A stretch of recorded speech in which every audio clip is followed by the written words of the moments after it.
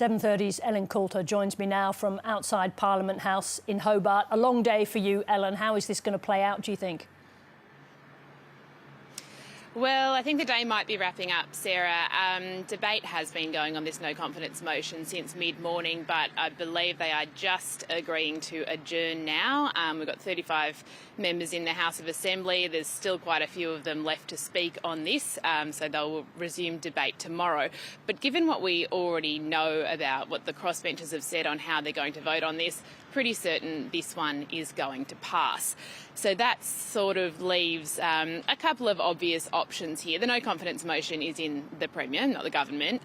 So it leaves him with the option of one, resigning and the Liberal Party appointing a new leader, or the second option would be for Jeremy Rockliff to go to the governor and persuade them to call an election. Mr Rockliff has made his preference pretty clear. He's said in Parliament that Labor bringing on this no confidence motion equals Tasmanians going to the polls. Of course, his party might have other ideas, not that they've expressed that, but it does lead you to question, well, what would an alternative Liberal leader look like in Tasmania? Jeremy Rockliff is a moderate, he's socially progressive. An alternative leader, based on who's in the party at the moment, would look very different.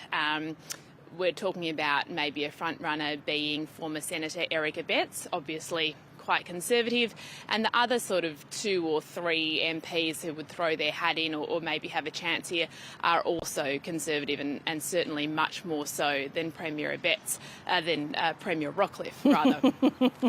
So, you know, that may not be a problem in the Liberal Party room.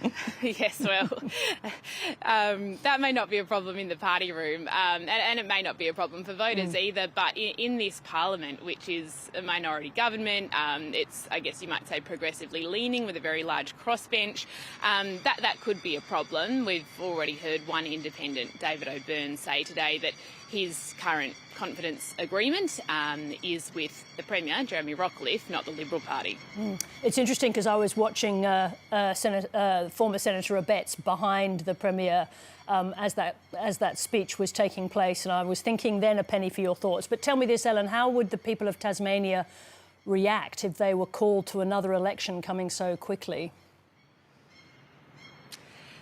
Well, I think this would be the 4th one in 7 years. So, I mean, I don't know if people get grumpy about elections, or is it just, you know, we journalists who think they do.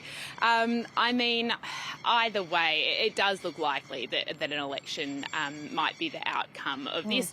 And how that would look for Labor is a little unclear. I mean, the opposition leader, if we look at the most recent local polling, Jeremy Rockliff is the preferred Premier, but then you have a look at decided voters, and I think the latest polling showed Labor for the first time in years was just slightly ahead of the Liberal Party in terms of support.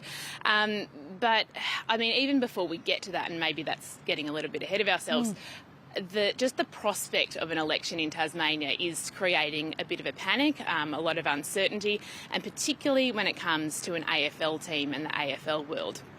Yes. So, as you probably know, and we've spoken about on this show plenty of times, Tasmanians largely really want an AFL team. The AFL, the deal that the Tasmanian government has with the AFL says that that's dependent on building a stadium. Now, at this point in time, we are just weeks away from the state government planning to bring in legislation that would enable a stadium and hoping that would get through. While Labor also supports a stadium, I guess the situation we find ourselves in is if there is a vote, if we're going to an election now, there is not going to be that vote in Parliament for quite a while. And the AFL deal stipulates pretty strict construction deadlines. So if we have construction blowouts here, there is a chance that the government's deal with AFL is void at the very least. I mean, the other thing you think about with this contentious stadium, and I mean it's very controversial in Tasmania, is if we did go to an election, what's the makeup of a new parliament anyway. It's no guarantees it's going to look like this one.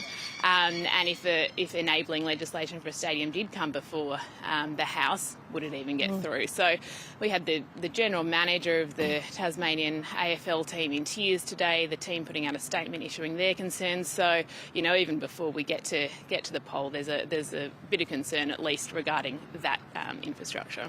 So tough timetables all round. Ellen Coulter, thanks very much indeed for joining us. Thank you.